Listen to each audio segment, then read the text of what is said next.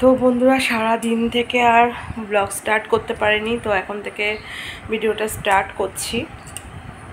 আর আমি ভিডিওটা খুব বড় করব না, তো সেই ফাইনালি দিনটা চলে এসছে, যার কারণে এত তোড়জোড়। আর এই যে দেখো লাগেজ গুছানো অলরেডি, তোমার কি বলে, আমার ট্রলিটা গুছানো হয়ে গেছে, তো আমারটা এখনও হয়নি। আর এই যে এখনও দাদা ভাইয়ের পাপা খাবারটা বার করে রেখেছি, তো এখন তো দাঁড়াও, মনে হচ্ছে পাপা কিছু বলতে চাইছে, বলো।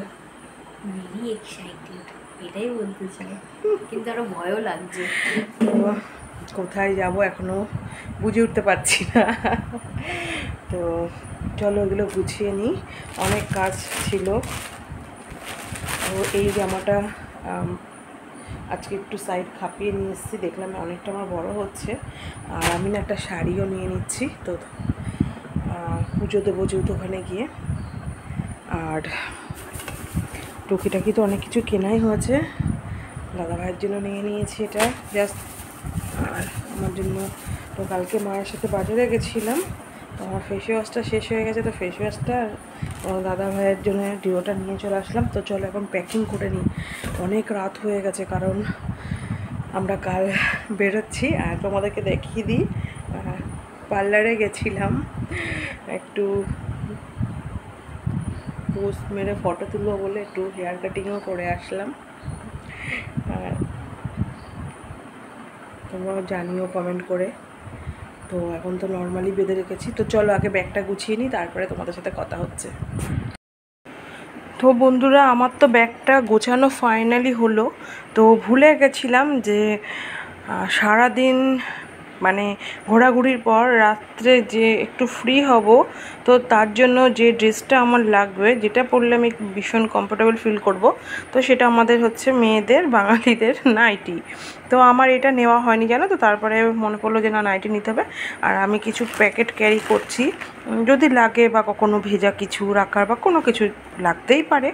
আর আমার মতন কে কে আছো যে কোথাও গেলে বেড কভারটা ক্যারি করো, তো আমি দুটো বেডশিট নিয়েছি। আর এখানটায় না আমার হাজব্যান্ড মানে তোমাদের দাদা ভাই আর আমাদের ছোটো পাপার দুজনেরই ভালো আরামসে ঢুকে গেছে সব জিনিসপত্র। আর আমি এখানটায় না যেটা আমি পরে যাব এটা রেখেছি, তো এটা যেহেতু আয়রন করব। আর পাপা এইটা পরবে, এই টি শার্টটা, সাথে একটা জিন্স ক্যারি করবে। এখন হচ্ছে আমাদের বড় পাপা, সে কি পরবে, সে হাফ প্যান্টই পরবে, যেহেতু আমরা ট্রেনেই যাচ্ছি। হ্যাঁ বলছি একটু ওয়েট করো, ফাইনালি জানিয়েই দেবো আমরা কোথায় যাচ্ছি। তো সেক্ষেত্রে এখন ও কি পরে ওই দুটোর মধ্যে ও ডিসাইড করবে। আর তাওয়াল নিয়ে নিয়েছি, দাদা ভাইয়ের জন্য একটা তাওয়ালে নিয়েছি, আর পাপারটাও ঢোকাবো, ওটা এখনও ঢোকানো হয়নি। আর একটা গামছা নিয়েছি, এটা মোস্ট লাগবে। আর আমার শাড়ির সাথে যে ব্লাউজ পিসটা, এটা যেহেতু আমি কিছুক্ষণ আগে আমি দোকান থেকে নিয়ে এসেছি, এটা আমি একটু ধুয়ে নেব, বুঝেছো তো, তারপরে ধুয়ে শুকিয়ে, কারণ আমাদের কালকে ট্রেন হলো 7টায়।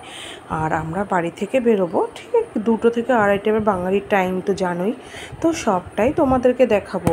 আর বলেই দিচ্ছি বাবা, ও আমরা ফাইনালি পুরীতেই যাচ্ছি, পুরীতে যাচ্ছি।